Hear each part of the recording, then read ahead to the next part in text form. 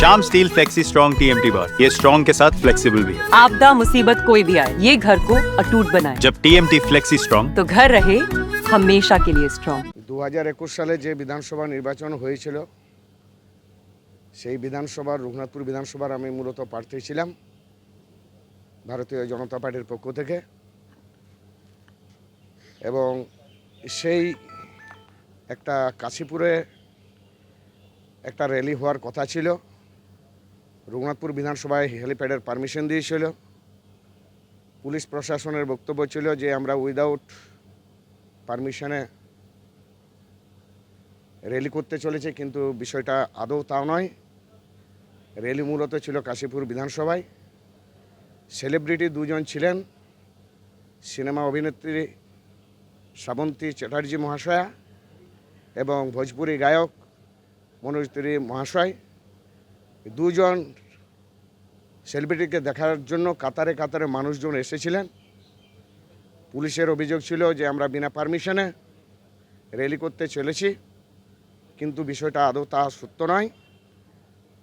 আমাদের র্যালি করার সেদিন বিষয়টা ছিল না। ওনারাকে সম্মানার্থে যেহেতু আমার পাশের বিধানসভা কাশীপুর, ওনারাকে পৌঁছে দেওয়ার জন্য ওনাদের পাশের সাথে আমরা যাচ্ছিলাম কাশীপুর ওই কনভয়ে, কিন্তু পুলিশ প্রশাসনের দাবি ছিল যে আমরা র্যালি করছি, সেটা আদৌ সত্য নয়। এবং এই র্যালি পুলিশ প্রশাসন যেভাবে কেসটা সাজিয়েছিল একটা মিথ্যা মামলা যে আমরা র্যালি করছিলাম, কোর্টের কাছে আজকে মিথ্যা সেটা প্রমাণিত হয়েছে যে আমরা সেদিন র্যালির জন্য ওই প্রশাসন আমরা করিনি। সেই জন্য আজকে আমাদেরকে এই এমপি আদালত, বিধাননগর কোর্ট, মহামান্য কোর্ট আমাদেরকে 9 জনকে নির্দোষ ঘোষণা করেছেন। এটাই বিষয়। বিবেকানন্দ বাউরি, বিধায়ক, রঘুনাথপুর বিধানসভা। এই মামলায় টোটাল যবে থেকে আমরা এই মামলায় অ্যাপিয়ার করেছি, যখন এই মামলা এখানে ট্রান্সফার হয়ে আসলো চার্জের সময় থেকে আজকে পর্যন্ত মাত্র 3 মাস মহামান্য আদালত সময় নিয়েছেন, এবং এই মামলায় টোটাল 27 জন সাক্ষ্য প্রদান করা হয়েছে, এবং সমস্ত সাক্ষ্য বিচার করার পরে ক্রস এক্সামাইন হওয়ার পরে মহামান্য আদালত 9 জনকেই এই মামলা থেকে বেকসুর খালাস করেছেন এবং ওনাদেরকে এই মামলা থেকে অব্যাহতি দিয়েছেন। এবং ওনাদের বিরুদ্ধে যা যা অভিযোগ তখন সরকার পক্ষের তরফ থেকে বা পুলিশ প্রশাসনের তরফ থেকে দেওয়া হয়েছিল, সেগুলো সর্বৈব মিথ্যে বলে প্রমাণিত হয়েছে কোর্টের কাছে। ये स्टाइल का मामला है, रूपा फ्रंटलाइन।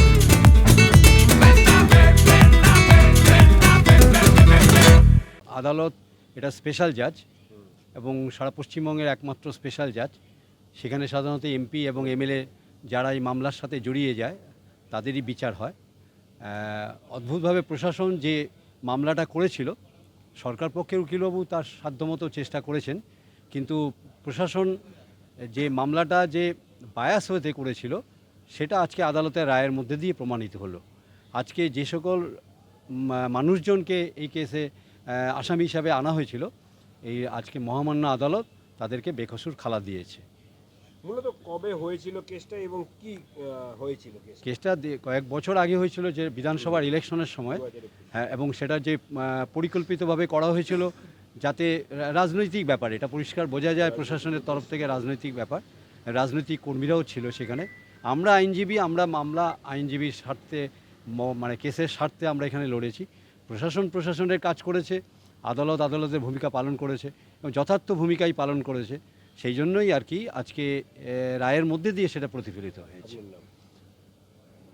নাম আর কি প্রশান্ত বর্মন রায়, অভিজিৎ চক্রবর্তী, মেনলি উনিই কন্ডাক্টটা করেছেন এই মামলাটা। আর সম্রাটবাবু আছেন, সম্রাট বোস।